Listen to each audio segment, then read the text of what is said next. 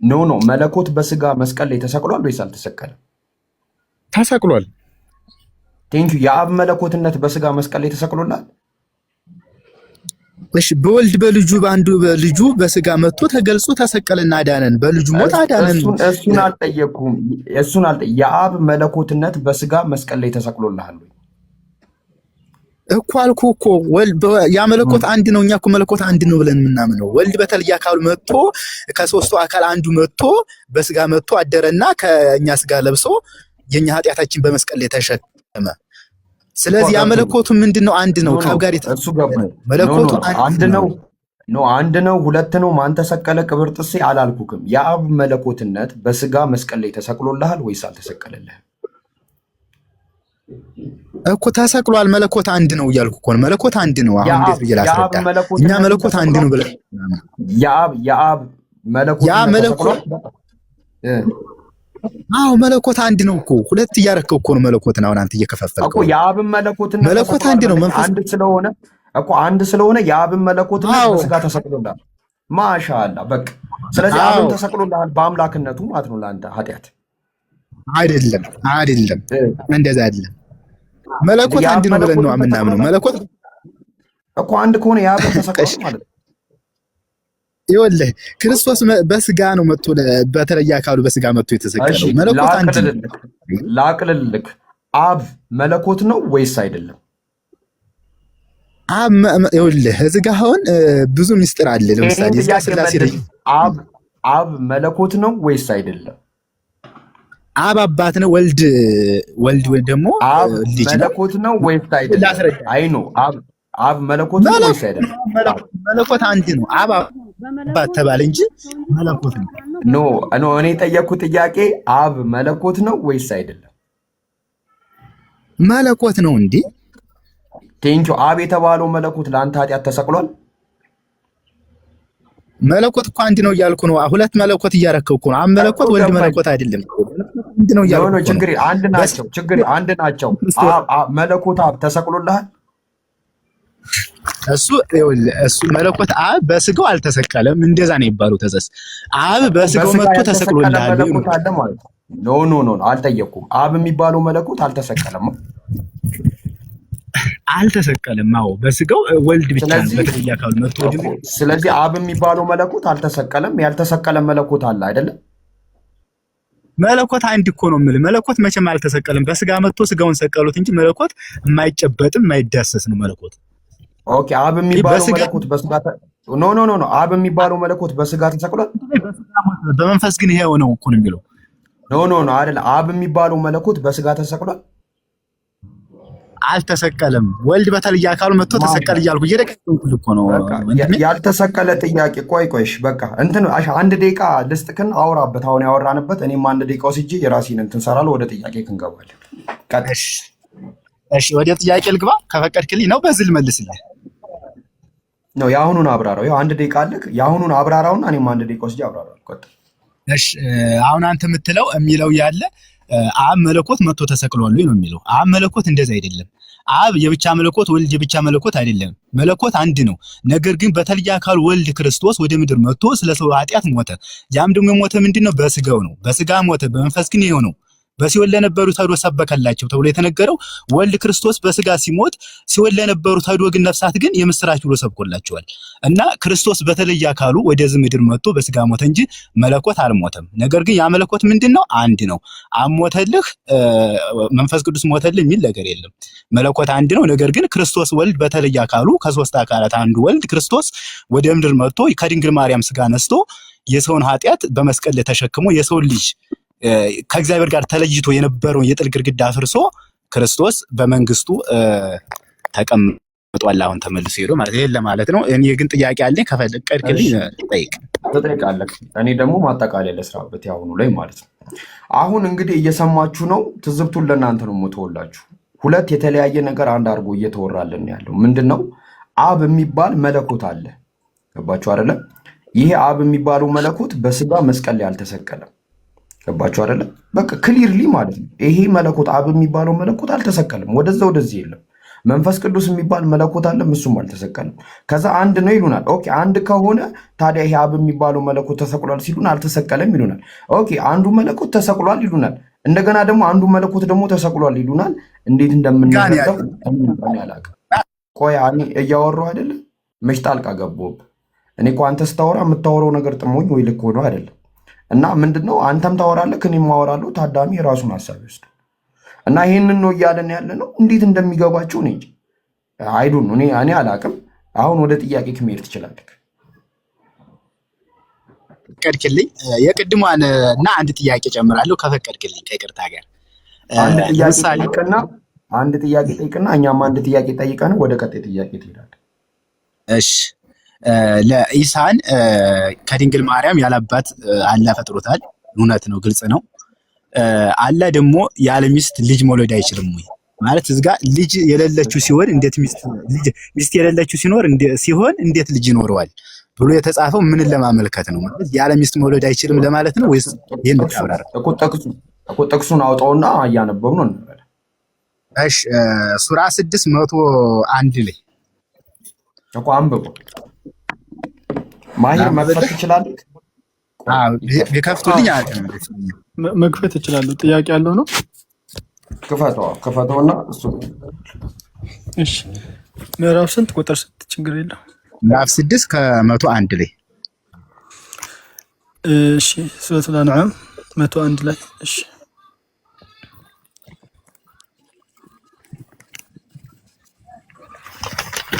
እሺ በትልቁ አድርገኝ ሞዴሬተሮች ካላቸው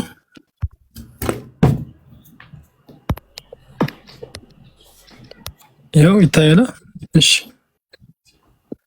ይኸው ምዕራፍ 601 ላይ እሺ አንብቦ እሺ እንትን ከላይ አንድ ምዕራፍ ከፍ በልለት። ይኸው አንብቦ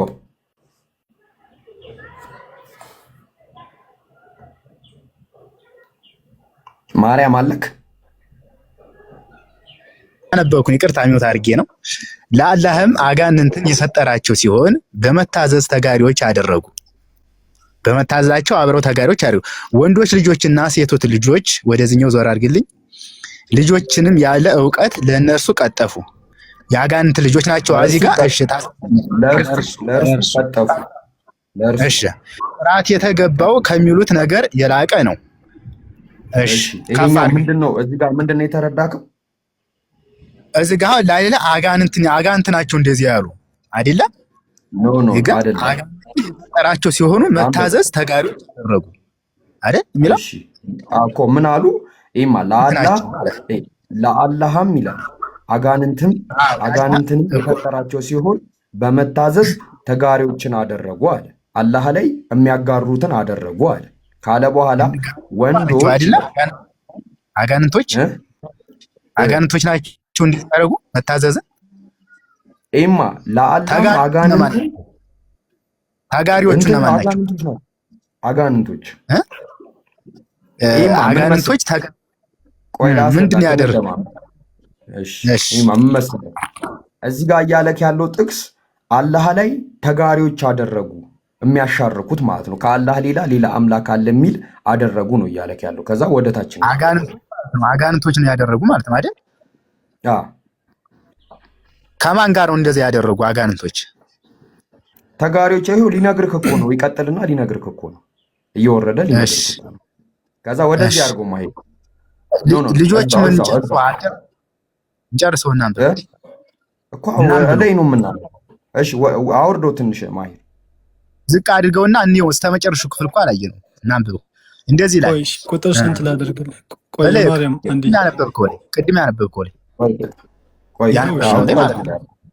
መልሰው ማሄረ ላይ እሺ ልጆችንም ይታያል። ኖ ይኸው እዚህ ጋር ና እዚህ ጋር ወደ ጥጋው ቆይ እስቲ እንትን ገስቱን ላስተካክለው። አንዴ ገስቱን ማስተካከል አይቻልም እንዴ? ገስቱን እስቲ በትልቁ አድርጉት ያጀማ። እኔ ማስተካከል አልቻልኩም። አይታይም በደምብ አይታይም ነው ጃይ ወሽ ወደ ጥጋው ይታይ። እሺ ወንዶችን ይላል ትንሽ ቀረብ አድርጎ ማየት። እሺ እሺ ይማ ከዛ ወንዶችን ለአላህም እሺ ቆይ ወንዶች ልጆችን ሴቶች ልጆችንም ቆይ እኔ እዚህ ጋር ምዕራፍ 6 ቁጥር 100 ላንብብላችሁ። የማን ልጆች ናቸው እነዚህ ወንዶች ሴቶች ልጆች የተባሉት? የማን ልጆች ልነግርህ ነው። ቆይ 100 ስንት ነው ማሄር? እኔ እዚህ እያነበብኩ እሱ እንደዛ እንዳይ ነው። 100 ስንት ነው? ኦኬ 100 ቁጥር 100 ላይ ቁጥር 100 ላይ 101 ላይ ይሄኛው ደግሞ 100 ላይ ነው። እሺ ይማ ተከታተልኝ። እሺ በማርያም ወንዶች ልጆችና ሴቶች ልጆችንም ያለ እውቀት ለእርሱ ቀጠፉ አለ። ምን ማለቱ ነው ይሄ? እሺ እኮ የማን ልጆች ናቸው?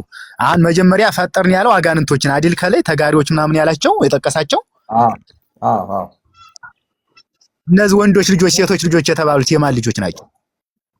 ይህም አልንገርህ ወንዶች ልጆችና ሴቶች ልጆች ያለ እውቀት ለእርሱ ቀጠፉ የተባለው አላህ ልጅ አለው አሉ ነው እየነገረክ ያለው። ቀጠፉበት አላህ ላይ ገባ፣ ዋሹበት እንደማለት ነው። የአጋንንቶች ልጅ ናቸው እንደዚህ የአጋንንቶች ልጆች ናቸው እንደዚህ ያሉ። በቃ ይህም አልንገርህ አሁን ለአጋንንት የፈጠራቸው ሲሆን ተጋሪዎች አይደለም። እሺ ቀጥል። እሺ ማሂር እኔ አጋንንቶች ማሊባል እሺ እንትን ቁረይሽ ላይ የነበሩ ሰዎች ናቸው ጣዖት የሚያመልኩ አጋንንቶችን ነው አለ አጋንንቶች ይፈጠራችሁ። እስቲ ጥቅሱን አድርገው በወንድማችን አይልም። እሺ አይልም። እሺ አምላካችን አላህ በቁርአን አንድ ማርያም አንድ የሚውት አድርግ። አምላካችን አላህ በቁርአን ምዕራፍ 18 ላይ ቁጥር 53 ላይ እንደዚህ የሚል ሐሳብ ያስቀምጦ እናገኛለን። ምን አሉ?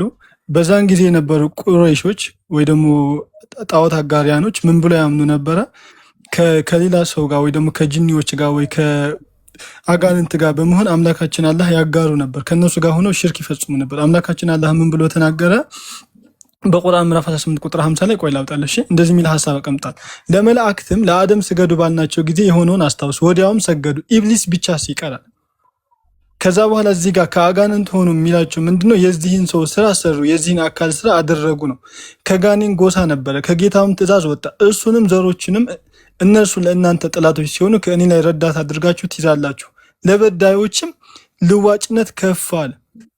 ሰው ምንድን ያደረጉት እነዚህ ሰዎች ከአላህ ውጪ ያለን ሌላ አካል አመለኩ፣ ሌላ አካልን እንደ አጋር ሽርክ አደረጉ። የቁርአንን ላሳየሽም እንደምን ያመጣው አያለ ምን ይላል?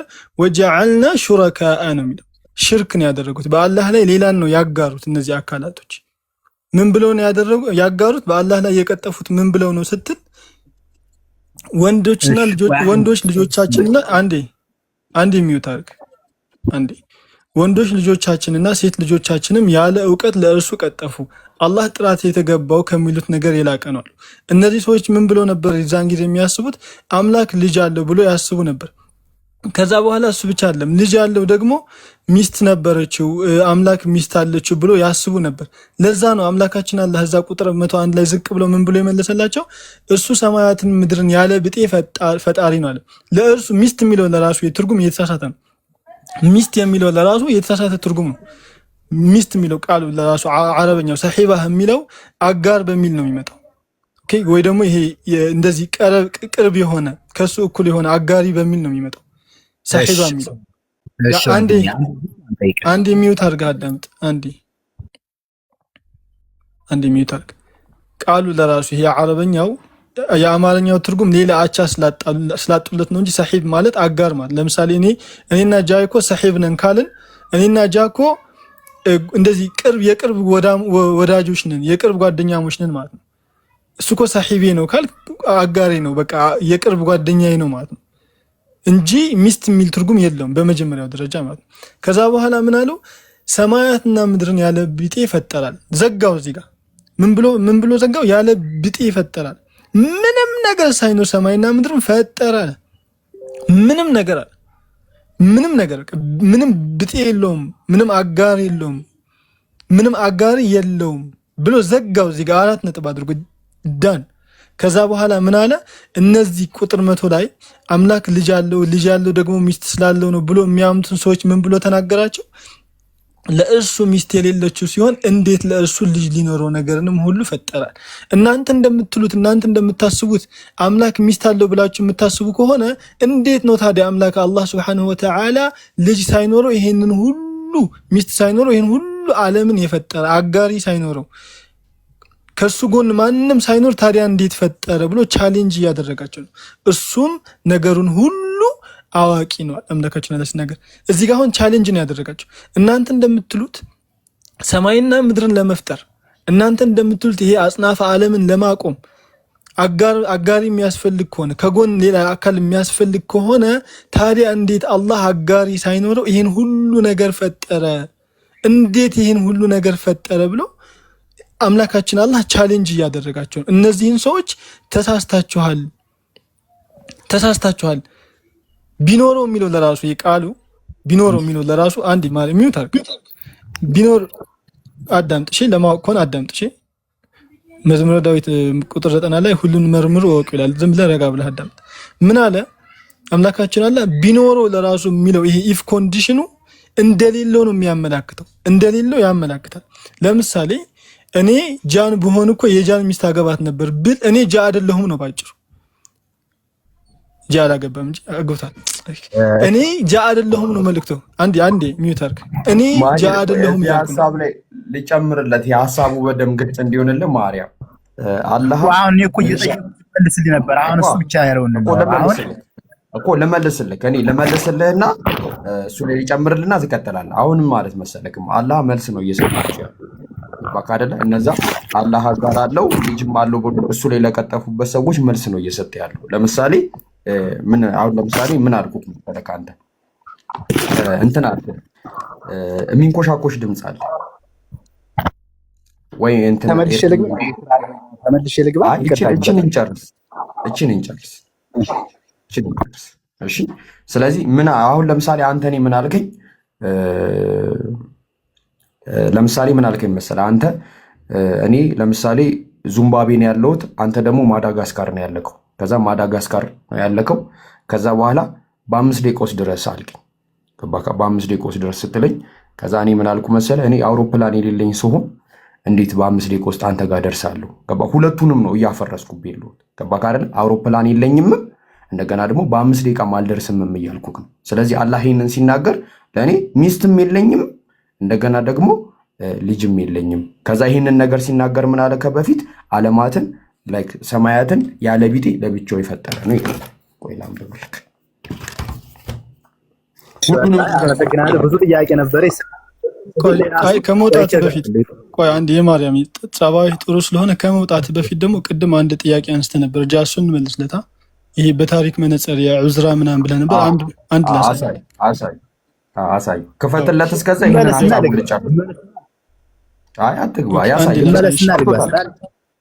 ከፍቶታል። ያሳይክ ያው ከታሪክ አንጻር በነቢና መሐመድ ሰለላሁ ዐለይሂ ወሰለም ዘመንም ከዛ በፊትም ዕዝራ የአላህ ልጅ ነው ብሎ የሚያምኑ ነበር። ለምሳሌ ሂስትሪ ኦፍ ጁዊሽ ኢን አረቢያ የተባለ መጽሐፍ አለ፣ በክርስቲያን ጸሐፊያን የተጻፈ። እዛ መጽሐፍ ላይ እንደዚህ የሚል ሐሳብ ተሰፍሮ ታገኛላችሁ። there seem to have been some Jewish in a pre-Islamic Arabia። በፕሪ-ኢስላሚክ አረቢያ ውስጥ ወይ ደግሞ ቅድመ እስልምና ውስጥ እኮ በአረቢያ ምድር ውስጥ ጂውሾች ነበሩ። ምንም ያደረጉት ጂውሾች that equated Ezra with Enoch። ሄኖክ እዝራ ነው ብሎ የሚያምኑ ጂውሾች ነበሩ። ከዛ በኋላ ይሄድና እዚህ ጋር ላሳይ እንዳይበዛብህ። the head of the heavenly creature known as ቢን ኢሎሂም አለ። ይሄንን አካል ደግሞ ቢን ኢሎሂም ብሎ ይጠሩት ነበር። ቢን ኢሎሂም ምን ማለት ነው? የማርያም ሳን ኦፍ ጋድ የአምላክ ልጅ ብለው ይጠሩት ነበር። ይሄንን አካል የአምላክ ልጅ ብለው አንዴ ጂውሾች ያው ፕሪ-ኢስላሚክ አረቢያ ሳም ጂውሽ ኢን ፕሪ-ኢስላሚክ አረቢያ ያው ሳም ጂውሽ ኢን ፕሪ-ኢስላሚክ አረቢያ ያው ጂውሾች እኮ ጂውሾች ምንድን ነው ነው ለኔ ስለ ትንሽ አይሁዶች ማለት አይሁድ ማለት ነው። አዎ ያው ጂውሽ ማለት አይሁድ ማለት ነው። ጂውሽ ማለት አይሁድ ማለት ነው። ከዛ በኋላ ላሳይ አንድ ልጨምርልህ ያው ምን አለ? it is easy አለ። ይሄኛው ታርጉም ጃናታን ባይዘይ የአይሁድ መጽሐፍ ትርጓሚ ነው። የአይሁድ ሊቃውንቶች ትርጓሚ ነው። የአይሁድ ሊቃውንት መጽሐፍ ነው። አሁን በቀኖና የሚቀበሉት መጽሐፍ ማለት ነው አይሁዶች። እዚህ መጽሐፍ ላይ አንድ ሐሳብ ተቀምጧል። ምንም ይል ሐሳብ it is easy then to imagine that among the Jews of the Hijaz በሚባለው የአረቢያ ምድር ውስጥ የነበሩ ጂውሾች አይሁዶች እኮ who were apparently involved in the mystical speculation of associated with the መርካባ ወይ ደግሞ ዕዝራን በጣም አልቀው ያስቡት ነበር። ለምንድነው ዕዝራን አልቀው የሚያስቡት? ዘዳግም የተጻፈው ዳግም ማለት ዳግማይ ነው አይደለ? የአይሁዳውያንን መጽሐፍ ሙሴ ከጠፋ በኋላ ከእንትኑ መውደቅ በኋላ ዕዝራ ነው ሁሉን ነገር አልቆ የጻፈው። ሁሉን ነገር የጻፈው ዕዝራ ነው። ለዛ ደግሞ ለዕዝራ ትልቅ ደረጃ ይሰጡት ነበር አለ። and particularly because he was equated with Enoch እሱን ከኢኖክ በላይ ያስቡት ነበር። the scribe of God የአምላክ ጸሐፊ ብሎ ያስቡት ነበር። ምክንያቱም የአይሁድን መጽሐፍ ኦሪትን በሙሉ እሱ ደግሞ ስለጻፈው የአምላክ ጸሐፊ የአምላክ ብሎ ያስቡት ነበር። ከዛ could be termed one of the bin Elohim የአምላክ ልጅ ብለው አይሁዶች ያስቡ ይጠሩት ነበር። አንድ ሚውት አድርግ ለመማር እስከሆነ አንዴ የአምላክ ልጅ ብለው ማንን ይጠሩት ነበር? አንዴ ሚውት አድርግ። የአምላክ ልጅ ብለው ማንን ይጠሩት ነበረ? ማንን የአምላክ ልጅ ብለው ይጠሩት ነበረ? ማንን? ኡዘይርን የአምላክ ልጅ ነው ብለው ይጠሩት ነበር። ለምንድን ነው እንደዛ የሚሉት? ምክንያቱም የአይሁድን መጽሐፍ እሱ ስለጻፈው ማለት ነው። ሌላ የመጨረሻ ፖይንት ቅድም ላሳይህና ወደ ሌላ ሰው ጋር እንሄዳለን፣ መዳረቅም እንዳይሆንብን ማለት ነው። አንድ ላሳይህ። ከነቢዩ መሐመድ ሰለላሁ ዐለይሂ ወሰለም በፊት እስልምና ነበረ ወይ ብለህ አንድ ሀሳብ አንስተ ነበር። ለሱም እዚህ ጋር ያለው ሰው እንዲገባው ጥቅላው የሆነ አንድ መልስ ልስጣችሁ። አዎ ነበረ። ከነቢዩ መሐመድ ሰለላሁ ዐለይሂ ወሰለም እስልምና ነበረ፣ በደንብ ነበረ። የት ነበረ? ይኸው ግሪጎሪ ኦፍ ናይሲያ ታላቁ የቤተክርስቲያን አባት ነው። ታላቅ የቤተክርስቲያን አባት ነው፣ ሰማዕቱ ማለት ነው። ይሄ ሰው ምን ብሎ አስቀምጧል መስላችሁ? በአብርሃም ጊዜ እኮ ሰዎች ነበሩ አለ። በአብርሃም ጊዜ ሰዎች ነበሩ።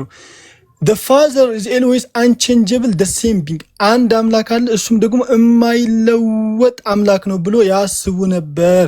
only God የማይለወጥ አምላክ። ከዛ በኋላ hold for the world godness if in the father he seen the son አምላክ ግን ልጅ አለው ብሎ አያስቡም። without whom the father neither is nor or named ግን ደግሞ አባት የሚለውን መጠሪያ ለአምላክ አያጸድቁም ነበር። እነዚህ ሰዎች አምላክን አባት ብለው አይጠሩትም ነበር አለ። but if he is inventing some other god beside the father ግን ደግሞ ከዚህ አምላክ ውጭ ሌላ አምላክ ባጠገቡ አድርጉ ሲባሉ እነዚህ ሰዎች ዲስፒዩት ያደርጉታል፣ አይቀበሉትም። ከአምላክ ውጭማ ሌላ አምላክን አናጋራም ብለው ያገሉ ነበር ይላል። ከዛ በኋላ ምን አለ? with the Jewish ከጂውሾች ጋር ከአይሁዶች ጋር በዚህ ምክንያት ይጣሉ ነበር። በዛን ጊዜ አይሁድ ብቻ በነበሩበት ጊዜ ከአይሁድ ጋር ይጣሉ ነበር። ለምን? ሌላ ነገሮችን አናመልክም፣ ሌሎች ነገሮችን ከአምላክ ጎን አናደርግም እያሉ። ከዛ በኋላ እነዚህ ሰዎች ራሳቸው ምን ብለው ይጠራሉ አለ? who are called hypostatians አምላካችን አላህ ምን አለ ስለ ነብዩላህ ኢብራሂም ሲናገር፣ ነብዩላህ ኢብራሂም እኮ አይሁድም አልነበረም ክርስቲያንም አልነበረም፣ ወላኪን ካነ ሐኒፋ ግን ደግሞ ወደ ቀጥተኛው መንገድ የተዘነበለ ሙስሊም ነበር አለ።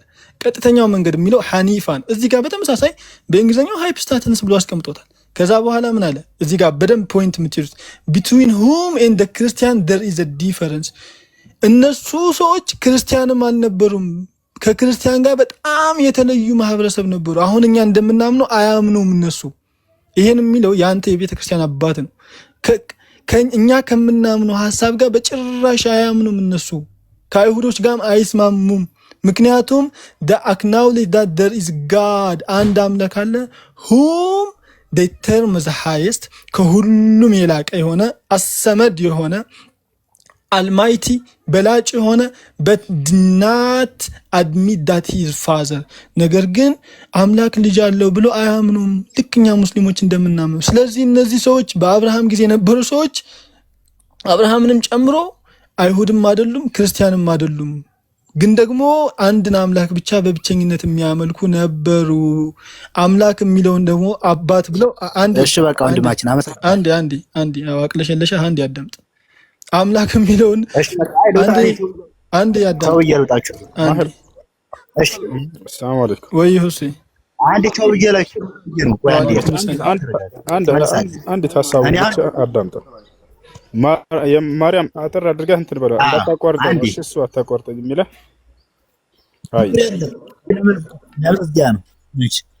እኔ እስካሁን ስለ በትትና እንትን ስላላችሁልኝ በጣም አመሰግናለሁ። ነገር ግን አሁን የተናገረ ሁሉ ልክ ሆኖ ሳይሆን አሁን ወዘጅር ያላ ልጅ ያሉበት እነሱ ብለው ያመኑበት አይሁድ በምን ደረጃ ነው በምን የሚለው እናያለን። አሁን ግን ስላልተመቼ ስራ ላይ ስለሆንኩ ነው። በጣም አመሰግናለሁ፣ ወዳችኋለሁ። ከዚህ በኋላም እንዲመልሱልኝ ይፈልጋለሁ። ሰላማችሁ ይብዛ። ሰላም አውሉልኝ። ከተመቸኝ ይገባል። አብሽር አብሽር የለ ማለት ነው። ቸው እሺ። አይ ነቢዩላህ ኢብራሂም ሙስሊም እንደነበረ ከታሪክ ማምጣት እንችላለን። እነዚህ ሰዎች ታዲያ እንዴት ነበር የሚሰግዱት የሚለውን ደግሞ ስግደታቸው እንዴት እንደሆነ ላሳያችሁ። ወላሂ ነው የምላችሁ፣ በጣም ትገረማላችሁ። ስግደታቸው እነዚህ ሰዎች እንዴት ይሰግዱ ነበር የሚለውን ላሳያችሁ። ጸሎት እንዴት ያደርጉ ነበር ነው። አምላካችን አላህ በቁርአን ነግሮናል አይደለ? ያ አዩሀ ለዚነ አመኑ ኩቲበ ዐለይኩም ሲያም ከመ ኩቲበ ዐለ ለዚነ ሚን ቀብሊኩም። እናንተ ያመናችሁ ወይ ከእናንተ በፊት ጾም ተደንግጎ እንደነበር ለእናንተም ተደነገገላችኋል። ታዲያ እነዚህ ሰዎች እንዴት ነበር የሚጾሙት? ይኸው የቤተ ክርስቲያን አባት ይንገረን። ምን አለ ይሄ ሰውዬ ሲናገር እዚህ ጋር ኦኬ፣ ምን አለ መሰላችሁ? እነዚህ ሰዎች እኮ ሳንዴ የአይሁዶችን እሁድ ምናምን የሚባለውን ነገር አያከብሩም አለ። ፌስቲቪቲ ምናምን ይሄ የአይሁድን በዓልም አይሄዱም አለ። ዱናት ኖት አሞንግ ኤኒ ያለ ከነዚህ መሀልም አይገኙም አለ። እነዚህ መሀል ውስጥ አይገኙም፣ የአይሁዶች በዓል ምናምን ውስጥ አይገኙም አለ። ግን አለ ግን ሳምታይምስ አንዳንዴ ወርሺፒንግ ዘ ሄቨንሊ ቦዲስ አንዱን አምላክ ደግሞ በጣም የሚገርመው አንዱን አምላክ ሲል ከሰማይ በላይ ያለውን ከአርሽ በላይ ከፍ ያለውን ነው የሚለው። ሄቨንሊ ቦዲስ አንዱን አምላክ ሲያመልኩ አለ ሲያመልኩ ሙቭ ዩር ሊፕስ ኢን ዘ ዳይሬክሽን ኦፍ ዘ ሰንራይዝ ወደ ፀሐይ መውጫ ልክኛ ሙስሊሞች እንደምንሰግደው አሁን ወደ ፀሐይ መውጫ አቅጣጫ አድርገው እነዚህ ሰዎች ጸሎታቸውን ያካሂዱ ነበር። የምራችሁ ነው። እነዚህ ሰዎች ወደ ፀሐይ መውጫ አቅጣጫ አድርገው ነበር የሚሰግዱት፣ የሚጸልዩት ወደዛ አቅጣጫ ነበር ብሎ ግልጽ በሆነ መልኩ የቤተ ክርስቲያን አባት የሆነ ያስቀምጥልናል። ይኸው ማየት እንችላለን። አይንቲናይሲያን ፋዘርስ ማለት ነው መጽሐፉ ላይ ቁጭ አድርጎ ያስቀምጡታል። በአራተኛው ክፍለ ዘመን የነበሩ የቤተ ክርስቲያን አባቶች ናቸው ይህን የተናገሩት፣ ሙስሊሞች አይደሉም። ሙስሊሞች አይደሉም። አንድ የመጨረሻ ምስክርነት ልንገራችሁና እኔ እንትን ልበል ልጨርስ እንዳላበዛባችሁ። አንድ የቤተ ክርስቲያን አባት ምን ብሎ ያስቀምጣል?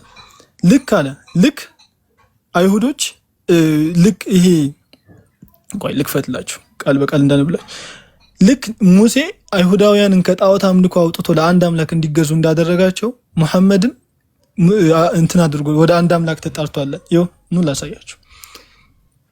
The Religion of Israel የተባለ መጽሐፍ ላይ አንድ ሐሳብ ተቀምጦ እናገኛለን። The escape of Israel from the Egypt ኢጅፕታውያን ከእስራኤላውያን እኮ ከኢጅፕት ምድር ከወጡ በኋላ ከግብጽ ምድር ከወጡ በኋላ እዛ የነበረውን ጣዖት አምልከው ዘዳግም ምዕራፍ 34 እያብራራ ጣዖት አምልከውን ትተው አንዱን አምላክ ለብቻ እንዲያመልኩ አደረጋቸው አለ። ማን? ፕሮፌት ሞሴስ አለ። ሙሴ የተባለው ነብይ አንድን አምላክ እንዲያመልኩና ከጣዖት አምልኮ እንዲርቁ አድርጓቸዋል አለ እስራኤላውያን። ከዛ በኋላ ዋት አለ ዋት ሙሐመድ ዲድ ፎር አላህ ልክ ሙሐመድ አላህ ለሚባለው አምላኩ እንዳደረገው በቃ ዘጋ። ሙሐመድ ያደረገው አለ ሰለላሁ ዐለይሂ ወሰለም ልክ ሙሴ ለህዝቦቹ እንዳደረገው ነው። ልክ ሙሴ ህዝቦችን ከግብጽ ምድር አውጥቶ ነው አንድ አምላክን እናምልክ ብሎ እንዳደረገው ሙሐመድም ለአላህ አድርጓል። ዲድ ፎር አላህ በቃ ዘጋን። እዚህ ጋር ዘጋን። እስልምና ነብዩ መሐመድ ሰለላሁ ዐለይሂ ወሰለም ከመምጣታቸው በፊት በታሪክ አለ ወይ በታሪክ ተጽፏል ወይ ምናምን የምትሉ ሰዎች ማለት በቃ ይሄው የእናንተ ቤተክርስቲያን አባቶች አስቀምጦታል ግልጽ አድርገው ማለት። ሁሱ ከፈቀድክልኝ አንድ ማስታወቂያ ለሳ በዚህ ዙሪያ ባዮ ላይ ዩቲዩብ አለላችሁ፣ ወላሂ ሰፊ ቪዲዮ ለቅቄላችኋለሁ። ወይ ደግሞ የነቢያት መንገድ ላይ አለ ገብታችሁ ይዩት። እሺ አሁን ልከውታል፣ ቪዲዮውን ይዩት፣ ይጠቅማችኋል። ሰፊ ቪዲዮ ሰርቼላችኋል። ሁሱ አፉ በለኝ ጊዜ ከወሰድኩኝ ጃይም ስላቋረጥኩ ይቅርታ። ቀጥ ነው። አብሽር አብሽር። ይሆን ያለ መሰለኝ አውሩት። ይሁን ሰላም፣ እንዴት ነህ?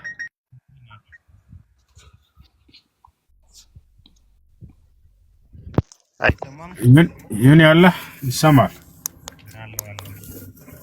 ማለት ጥያቄ አለ?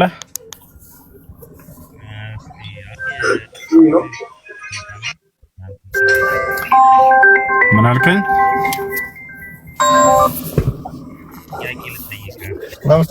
ይሁን ድምጽ ከርቋል። አሁን አሪፍ ነው። አሁን አሪፍ ነው።